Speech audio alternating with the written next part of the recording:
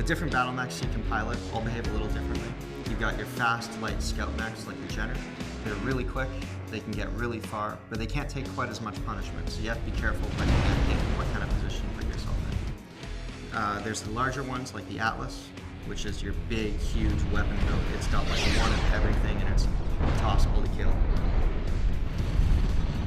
You gotta be really aware of which type of weapons do what during battle.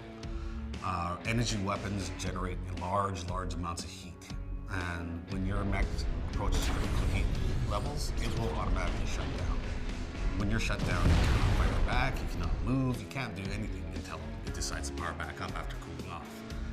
Now, this is something that you can take care of in either the mech lab by adding more heat sinks, or you can take advantage of our weapon groups, so you're not firing your lasers non-stop.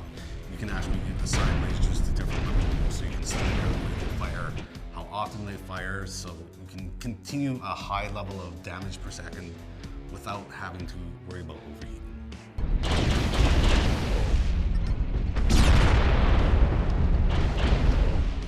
One of the other important things first time you step in the game is you notice you're in the cockpit of this giant walking war machine. You've got your cockpit readouts on the panels, you've got your HUD showing you extra information, and you move the mech, not yourself. So one of the primary controls for your battle mech is your throttle. This sets how fast your battle mech is trying to move. In most first-person shooters, your W and S keys will make you move forward and back. But in MechWarrior, your W and S keys on a keyboard will increase or decrease your throttle. Your throttle, when set to a certain point, causes you to move at a certain speed. So in piloting a battle mech, you can't stop right away. Your mech has momentum and speed and throttle. What you can do is you can zero your throttle immediately to start slowing yourself down and then go into reverse from there. Turning your battle mech is also a little different. Your look does not control what direction you move. Instead, you use on a keyboard the A and D keys to turn your mech left and right.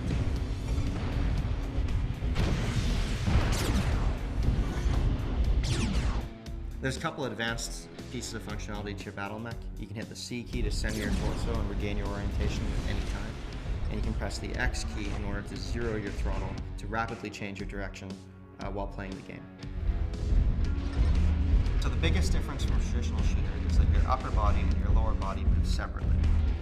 So you don't always move in the direction that you're looking. It's kind of like piloting a giant walking tank.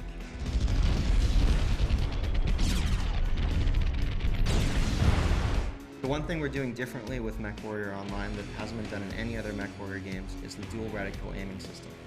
What this allows you to do is aim your torso and your arms separately from each other. On the HUD, the circle indicates where your arms are aiming, and the crosshairs indicate where your torso is aiming. The circle moves a lot faster than the crosshairs, letting you basically aim at things before your torso can actually turn to reach them.